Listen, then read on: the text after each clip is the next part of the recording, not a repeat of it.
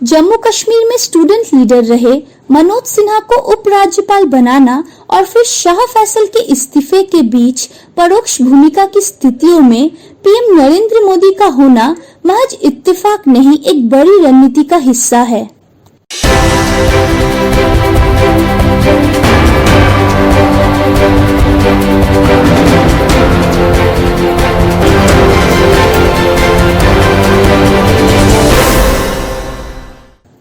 नमस्कार, आप देख रहे हैं बिहार टिक्स। बिहार टिक्स के आजकल में आज जम्मू कश्मीर की बात, मनोज सिन्हा और शाह फैसल के सहारे मोदी के यूथ प्लान की बात। एक जमाने में जम्मू कश्मीर के टॉप लेवल अधिकारियों में से एक रहे शाह फैसल ने अपनी राजनीतिक पार्टी को अलविदा कह दिया है। 2010 में यूपीएससी परीक्षा में टॉपर रहे शाह फैसल को कश्मीर घाटी के एक चर्चित युवा चेहरे के रूप में जाना जाता है।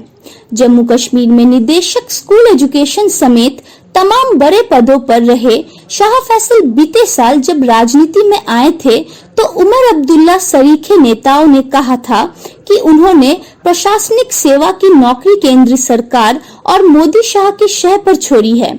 वहीं अब फैसल ने फिर सिविल सर्विसेज ज्वाइन करने की चर्चा के बीच यही बात कही जा रही है कि उनका राजनीतिक दल छोड़ना केंद्र की किसी बड़ी रणनीति का हिस्सा है।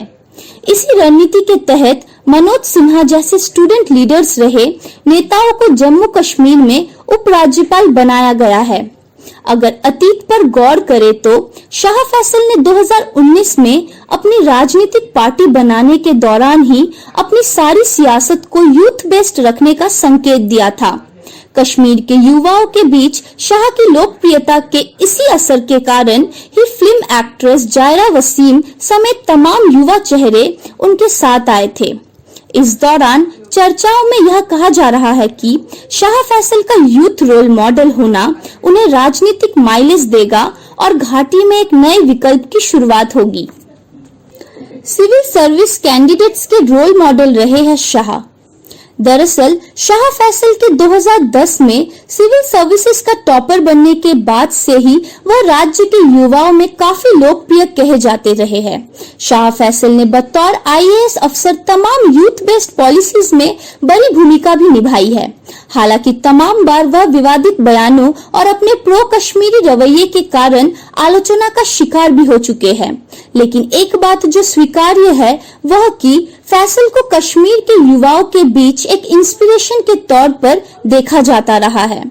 अगर केंद्र के कहने पर शाह फैसल ने राजनीतिक संन्यास का ऐलान किया है तो यह एक महत्वपूर्ण बात है कि केंद्र सरकार ने इससे युवाओं के बीच एक सीधी पहुंच बनाने की कोशिश की है। यूथ रिप्रेजेंटेशन को खास अहमियत की कोशिश। अतीत की इसी लोकप्रियता को देखते हुए शाह फैसल ने किसी बड़ी रणनीति के तहत जम्मू कश्मीर की सियासत में अपने हाथ आजमाए थे। हालांकि अब उनके राजनीति में आने के फैसले से राजनीति छोड़ने के फैसले को ज्यादा बड़ा परिवर्तन कहा जा रहा है। जानकारों का कहना है कि शाह फैसल को अगर राजनीति से निकालकर मुख्य पद पर बैठाने के पीछे केंद्र की रणनीति है तो यह एक मास्टर स्ट्रोक जैसा है। कहा जा रहा है कि शाह फैसल के किसी बड़े पद पर आने की स्थिति में युवाओं को रिप्रेजेंटेशन मिलने का संदेश दिया जा सकता है। इसके अलावा केंद्र की मंशा यह भी है कि कश्मीर घाटी के युवाओं के बीच ये विश्वास भी बहाल किया जा सके कि सरकार उनके बीच के लोगों से उनके लिए नीतियां बनवाने का काम कराना चाहती है। स्टूडेंट लीडर मनोज सिन्हा से बड़े संदेश की कोशिश। कश्मीर की राजनीति को समझने वाले लोग कहते हैं मनोज सिन्हा भी एक स्टूडेंट लीडर रहे हैं। उन्हें एक टेक्नोक्रेट और परफॉर्मेंस बेस्ड राजनेता के रूप में जाना जाता है। मनोज सिन्हा को उपराज्यपाल बनाने के पीछे केंद्र ने उसी स्टूडेंट लीडर वाली छवि को प्रशस्त किया है। मनोज सिन्हा के अलावा कई और ऐसे नाम आगे बढ़ाए जा रहे हैं जिनको लेकर जम्मू कश्मीर के युवाओं के मन में एक ट्रस्ट सिचुएशन बनी हो। शाह फैसल का नाम उन्हीं लोगों में से एक है।